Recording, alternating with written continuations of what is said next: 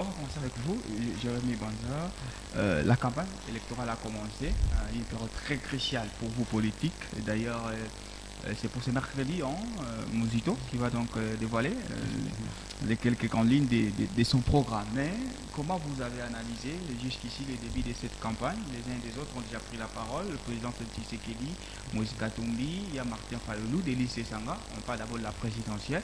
Comment jusqu'ici vous analysez la température? Monsieur Sefou, permettez juste pour quelques minutes avant de répondre peut-être à votre question, parce que c'est quelque chose que je ne cesse de le dire. C'est par rapport à cette population qui est abandonnée à l'air triste et sort. Je parle de la population de la zone de Tchamilimba qui est en train de consommer l'eau impropre, qui soulève impuissant malheureusement du gouvernement de la province. Et donc nous demandons que les mesures urgentes et idoines soient prises pour cette population de Tchamilimba. Pour répondre à cette question, votre question que vous avez posée, effectivement, nous avons assisté déjà que c'est depuis dimanche que la campagne électorale a été amorcée. Et c'est vrai déjà l'atmosphère par rapport à cette campagne électorale, c'est qu'il y a certains défis qui encore dans le chef de la population, certains sont en train de se poser des questions par rapport à l'effectivité même de la tenue des élections, parce que notez que dernièrement il y a eu la question relative au duplicata, que notamment dans certains coins la population n'arrive pas à obtenir leur duplicata, et aussi par rapport à l'affichage même des listes provisoires. Donc nous sommes encore à la question de savoir s'il y aurait élection ou pas. Non, permettez que je sois en train de vous donner les défis auxquels la CENI est confrontée, qui fait à ce que la population, parce que les élections sont organisées pour le peuple congolais. Et ce peuple congolais, il y a des choses qui doivent être faites pour permettre à ce que ce peuple congolais, déjà se sente à même d'aller les jours le 20 décembre aux urnes. C'est notamment ce que je suis en train de vous évoquer. Ici, je suis en train de faire une analyse purement scientifique, hormis toute ma couleur politique. Vous voyez? Et donc, je le disais ici que il y a aussi la question liée au financement, le reste de 300 millions de dollars qui restent pour l'effectivité même de ces processus électoraux.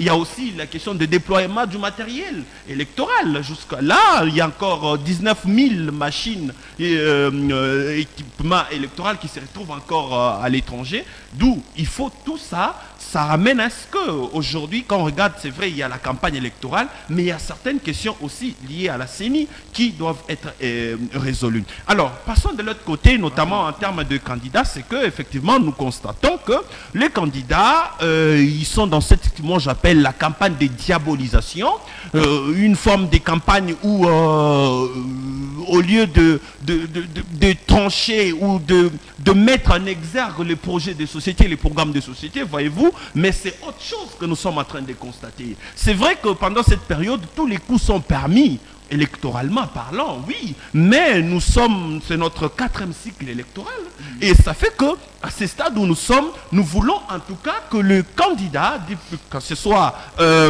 président de la République, députés nationaux, provinciaux, aille dans le sens de répondre à certaines questions. Pourquoi? Pour ceux qui sont, eh bien, ceux qui reviennent pour être réélus, pourquoi ils veulent être réélus? Quelles sont les raisons qui fondent à ce qu'ils soient encore réélus? Qu'est-ce qu'ils ont fait à cette population auprès de qui ils demandent encore un autre mandat? Et pour les nouveaux qui doivent au moins dire pourquoi est-ce qu'il veut être élu, dans ce sens-là, pour permettre à ce que la population comprenne au moins les pourquoi ils doivent élire. Mais permettez que je chute, c'est quelque chose que je regrette, c'est que je vois déjà que dans la sphère politique, il y a une forme de paradigme que les anciens élus ont établi, c'est dans le sens que il y a l'achat des consciences aujourd'hui de On va revenir sur ça. On je a vous en encore prie. largement du temps, parce que nous sommes qu'à 3. Josué Kazadi. Les premiers pics entre les candidats ont été lancés, notamment avec le président candidat Félix Tshisekedi qui a allumé la mèche contre justement les candidats qu'il suppose être de l'étranger. Et puis la réponse, on ne peut pas continuer de vivre avec des promesses et la parole de Moïse Katumbi à Kisangani. C'est la beauté de cette étape, de cette démocratie qu'on souhaite tant. Comment vous analysez les premiers meetings des candidats à la présidentielle de ce pays? Malheureusement, nous sommes déçus. Nous voulions entendre des programmes et qui permettront à ce que ces géants qui est la République démocratique du Congo se relèvent. Nous sommes tombés encore dans l'enfantillage de nos politiciens, comme je ne cesserai de le dire. Jusque-là, c'est beaucoup plus deux candidats qui se démarquent. L'un est qui parle de son bilan, montrant pourquoi il doit être réélu, tout en s'attaquant aussi à ceux qu'il estime comme étant des candidats parachutés par l'Occident. Oui.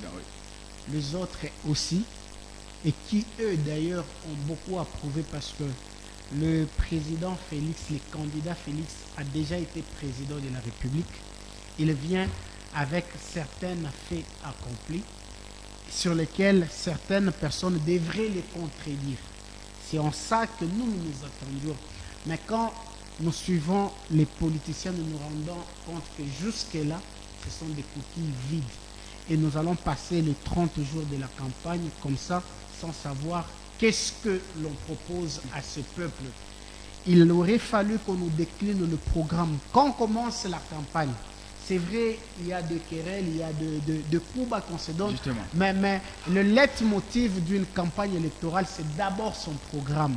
On ne peut pas établir son programme sur base de l'autre. Non, on établit son programme sur base des faiblesses qu'on a constatées dans la société. Quels sont les mots qui ont rongé la société congolaise pendant la présidence ou les 5 ans de Félix Tshisekedi, que les autres candidats se proposent d'y remédier et dans combien de temps? Malheureusement, jusque-là, on ne sait pas. Les opposants qui veulent présider à la destinée de ce pays, ils ne nous disent pas pourquoi ils veulent présider à la destinée. C'est vrai, il y a eu des promesses, mais qu'est-ce que vous ferez en dehors de ces promesses? Pas revenir sur ce que nous avons déjà entendu. Si vous nous dites qu'on nous a promis que le Congo sera l'Allemagne, vous devez nous dire qu'ils ont échoué parce qu'ils n'ont pas respecté telle étape. Et si nous venons, nous viendrons pour faire du Congo, par exemple, l'Afrique du Sud, la deuxième Afrique du Sud de l'Afrique. Oui. On s'est dit que l'Allemagne a été un grand pas, alors qu'il faut commencer d'abord par de petits pas. C'est ça qu'on ne sent pas dans les candidats. Et désolé pour le peuple congolais, surtout quand on voit certains se désister pour d'autres candidats. On se rend compte qu'il n'y a pas d'idéal dans les chefs de nos politiciens. Ils ne savent pas qu'ils ont la charge de la population. Quand vous êtes investi du pouvoir de la population, parce qu'il y a certains qui se sont lamentés qu'on cherchait à les empêcher à concourir à l'élection présidentielle. Et maintenant qu'on vous a laissé, pourquoi vous retirez? On sent que l'homme congolais, dans sa diversité, l'homme politicien congolais ne sait pas ce qu'il cherche, ne sait pas ce qu'il veut. Il ne sait même pas ce dont le pays a besoin. C'est comme ça qu'on change du jour au lendemain. On se dit, je soutiens celui-ci. Au stade où nous sommes aujourd'hui, personne ne devait retirer sa candidature. Parce que c'est par tant de conviction qu'on a postulé. On peut encore chercher à regrouper l'opposition quand il n'y a pas encore de candidature. À ce stade, on a déjà engagé le peuple. Est-ce que les gens qui sont derrière nous ont-ils été consultés avant de rallier un camp? Vous voyez que nous avons un problème de leadership politique. Et quand bien même on rallierait un camp, c'est sur base de quelles valeurs? Il y a un candidat, lui, qui a prôné le leadership et la bonne gouvernance. Et quand tu désistes en faveur de notre candidat, est-ce qu'en lui, tu as trouvé le leadership et la bonne gouvernance? Parce que quand tu as pris leadership et bonne gouvernance comme leitmotiv de ta campagne électorale, ça veut dire que tu n'as pas vu ça chez les autres. Et à 2 jours de la campagne électorale, tu désistes en faveur d'une autre personne. Vous vous rendez compte que nous avons un problème sérieux dans ces pays. Banza, Jérémy, aujourd'hui, dans la sphère de cette campagne, il se dégage quand même 2 personnalités d'époux.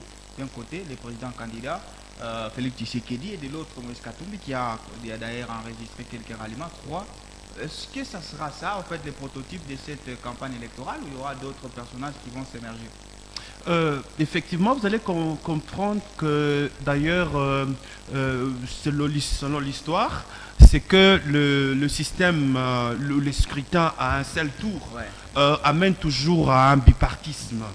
Et ça fait que forcément, il y aura d'un côté un candidat selon le bloc, selon les zones Est, Ouest, Centre, pour essayer de ramener. Parce que rappelez-vous, c'est depuis 2011 que la Constitution a consacré un tour, le scrutin présidentiel un tour, et ça fait même que les opposants, ils ont eu au fond ces besoins de se rallier, contrairement à ce que mon compatriote ici, Joseph, dit que du moment où, Josué, je m'excuse, du moment où on prône certaines valeurs ou certaines idéologies et qu'on a déjà accepté d'aller aux élections, point n'est besoin de se rallier. Moi, je ne pense pas, en tout cas, je ne suis pas de cet avis, parce que l'histoire nous démontre que depuis 1960, aucun parti politique n'a reçu par lui seul à réunir, à avoir une majorité à l'Assemblée. Vous voyez, parce que selon la